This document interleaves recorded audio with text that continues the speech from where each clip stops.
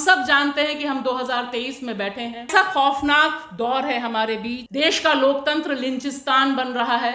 आप देश की राजधानी में बैठे हैं। कुछ ही दिन पहले इसी देश की राजधानी में जहां मैं काम करती हूं, वहां से कुछ ही किलोमीटर दूर एक भारतीय नागरिक की पीट पीट के हत्या कर दी गई। देश की राजधानी में हो जाए, जुल्म कितना भी हो, हम झुकेंगे नहीं, हम टूटेंगे नहीं। मुझे लगता है कि ये जो एक हौसला है, सिर्फ एक मोदी से लड़ रहे हैं, सिर्फ एक पार्टी से लड़ रहे हैं। मुझे लगता है हम सब जानते हैं कि हम पितृसत्ता से भी लड़ रहे हैं, हम मनुवाद से लड़ रहे हैं, जिसे बाबा साहब भीमराव अंबेडकर ने लड़ाई शुरू की थी। सबसे पहले भारत के नारीवादी नेता ने बताया था कि यह मनुस्मृति हमें गुलाम बनाने के लिए है। आज की तारीख में जब हम एक दूसरे से बात कर रहे हैं, तब हम ये महसूस कर रहे हैं कि यह मनुवाद, मनुस्मृति 12 से हम तमाम औरतों को गुलाम बनाने के लिए तैयार है। आज तारीख देखिए, उत्तर प्रदेश, बिहार, तमाम बाबाओं की भीड़ लगी हुई है, जो तमाम औरतों को समझाने की कोशिश कर रहे हैं कि तुम्हारी कोख तुम्हारी नहीं है, ये कोख समाज के लिए है, तुम्हें समाज के लिए लड़के जनने हैं। रिवर्स गियर कर रहे हैं। डोमेस्टिक वायलेंस एक्ट, कितना लंबा आंदोलन चला पूरे देश भर में, उसके बाद हमें घरेलू हिंसा के खिलाफ कानून मिला। लेकिन देश के कोर्ट में जो लोग बैठे हैं वो बताने की कोशिश कर रहे हैं कि ये महिलाएं बहुत आजाद हो गई हैं, बहुत मिसयूज हो रहा है। मिसयूज होने वाले कानूनों के बारे में अगर आप पब्लिक डोमेन में जाइए तो सारे महिलाओं को अधिकार देने वाले जो कानून है, दहेज हत्या से लेकर घरेलू हिंसा, इन्हीं पर सबसे ज्यादा डिबेट है।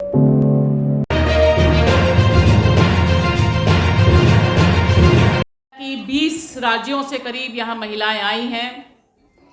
जिस हौसले और समाज को समतामूलक बनाने के लिए आप सब खेत खलिहानों, फैक्ट्रियों, स्वास्थ्य केंद्रों, कॉलेज, कैंपस, हर जगह, संसद से लेकर सड़क तक, जिसे आप जिंदा रखे हुए हैं, ये जो सपना जिंदा रखे हुए हैं, मैं आपके इस सपने का, आपके इस हौसले का क्रांतिकारी इस्तकबाल करती हूँ। साथियों, मैं आप खुद को आपका एक हिस्सा मानती हूँ। इसका एक सिरा मेरी माँ से जुड़ा है, जो आपके साथ सहयोद्धा हैं, शोभा सिंह, जिन्होंने 15-16 की उम्र थी मेरी जब लखनऊ में महिला संघर्ष मोर्चा बनाया और उसका सदस्य बनाया मुझे। जीवन की पहली सदस्यता फॉर्म, उसकी रसीद आज भी मेरे पास है। और मैं इसलिए इसका जिक्र कर रही हूं क्योंकि यही महिला आंदोलन, महिला संगठन की शक्ति है। आज आप सब जो यहां बैठी हैं, तमाम बच्चों के साथ बैठी हैं, मीना कोतवाल मेरी साथी हैं, वो भी अपनी बेटी के साथ बैठी हैं। ये महिला आंदोलन की शक्ति है। पुरुषों के सम्मेलन में मैं देखना चाहती हूं वो दिन आए, अगर ऐसा सम्मेलन होता है तो, जहां पर वे अपने अपने बच्चों को लेकर जाएं। बदल रही है तस्वीर, लेकिन ये बहुत जरूरी बात है। इसलिए मैं इसका कह रही हूं क्योंकि उस समय जो सीख मिली कि क्लारा जेटकिन और लेनिन का जो संवाद चला था, वो जो बहस है ऐतिहासिक वामपंथ की नारीवाद के साथ बहस है, जो सिमोन द बुआर का लेख है, किताब है, शायद उस कच्ची उम्र में अगर नहीं पढ़ा होता तो हो सकता था कि तस्वीर दूसरे ढंग की होती, या वो समझ मिलने के लिए मुझे वो मेहनत करनी पड़ती जो तमाम बच्चों को जो आपके साथ हैं, हमारे साथ हैं, उनको कम करनी पड़ती है। ये क्रांतिकारी विरासत है महिला संगठन की, महिला आंदोलन की, कि हम घर को बदलते हैं, खुद को बदलते हैं, समाज को बदलते हैं और समाज के साथ देश की तकदीर को बदलने का हौसला रखते हैं। तो मुझे लगता है ये बहुत है। और दूसरा सिरा निश्चित तौर पर आप सब हैं, यह पूरा संगठन है। संगठन के साथ जो पूरी विचारधारा है, मुझे यहाँ बैठ के लग रहा था कि ये जो ऊर्जा मिल रही है यहाँ पर, हम सब जानते हैं कि हम 2023 में बैठे हैं। कैसा खौफनाक दौर है हमारे बीच। देश का लोकतंत्र लिंचिस्तान बन रहा है। आप देश की राजधानी में बैठे हैं। कुछ ही दिन पहले इसी देश की राजधानी में जहां मैं काम करती हूं, वहां से कुछ ही किलोमीटर दूर एक भारतीय नागरिक की पीट पीट के हत्या कर दी गई देश की राजधानी में। हो जाए, जुल्म कितना भी हो, हम झुकेंगे नहीं, हम टूटेंगे नहीं। मुझे लगता है कि ये जो एक हौसला है, ये हौसला, इस हौसले को आगे बढ़ाने का काम बिना एक विचारधारा के संभव नहीं है।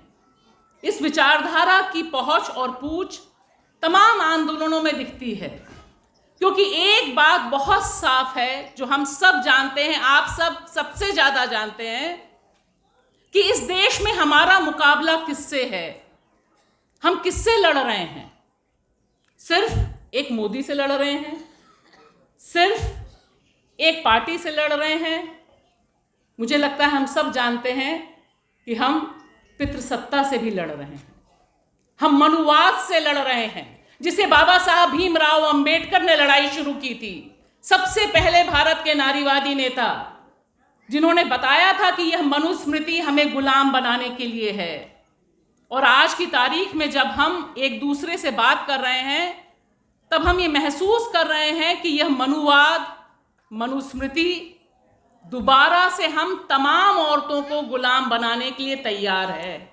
इसके बारे में तमाम वक्ता बोल चुके हैं, मैं उस पर नहीं जाऊंगी, लेकिन मैं 3-4 चीजें जरूर कहूंगी कि लड़ाई पितृसत्ता से हो, लड़ाई जातिवाद से हो, लड़ाई फांसीवादी हिंदू राष्ट्रवाद से हो, इस लड़ाई का परचम औरतों के पास है, रहेगा, और हम ही इसको जिंदाबाद करेंगे, क्योंकि ये हमारे लिए अस्तित्व की लड़ाई है, ये हमारे सर्वाइवल की लड़ाई है। ऐसा नहीं कि हमने चुना है, ये हमारे सर्वाइवल की लड़ाई है कि आज, और सबसे ज्यादा निशाने पर, अरफा ने सही बोला, मैं उसको थोड़ा सा और आगे बढ़ाती हूं, सबसे ज्यादा निशाने पे कौन है? द सो कॉल्ड हिंदू औरत है।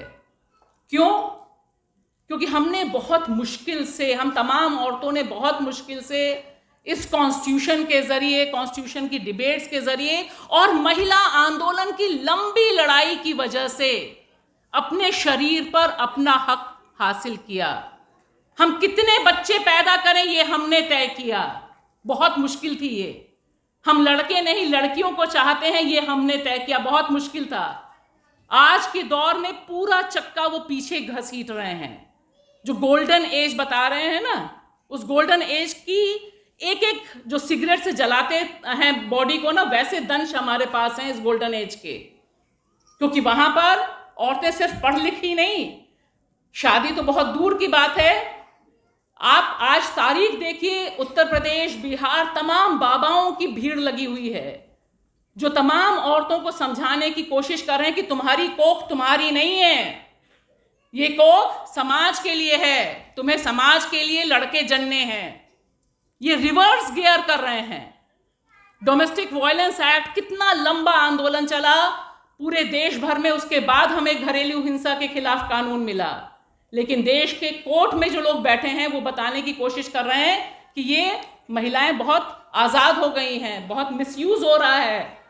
मिसयूज होने वाले कानूनों के बारे में अगर आप पब्लिक डोमेन में जाइए तो सारे महिलाओं को अधिकार देने वाले जो कानून है, दहेज हत्या से लेकर घरेलू हिंसा, इन्हीं पर सबसे ज्यादा डिबेट है।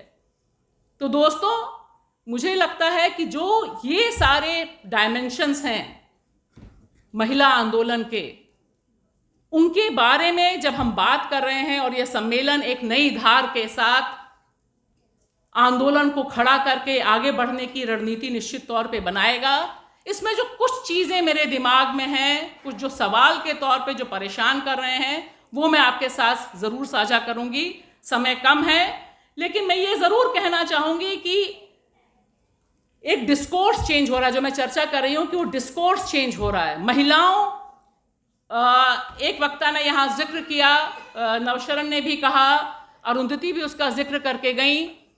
हम सब जानते हैं कि इस समय युद्ध जैसा माहौल है, घरेलू युद्ध की तरफ, सिविल वॉर की तरफ बढ़ाने की कोशिश है, एक समाज को दूसरे समाज से लड़ाने की कोशिश है।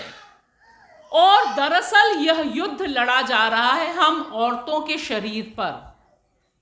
हम औरतें ही हैं जिनके शरीर पे सारा खेल है। और इसकी सबसे रिसेंट एग्जाम्पल, सबसे नया एग्जाम्पल है नारी वंदन अधिनियम, नारी शक्ति वंदन अधिनियम। यानी 2024 में अपनी नैया पार लगाने के लिए हिंदू राष्ट्र को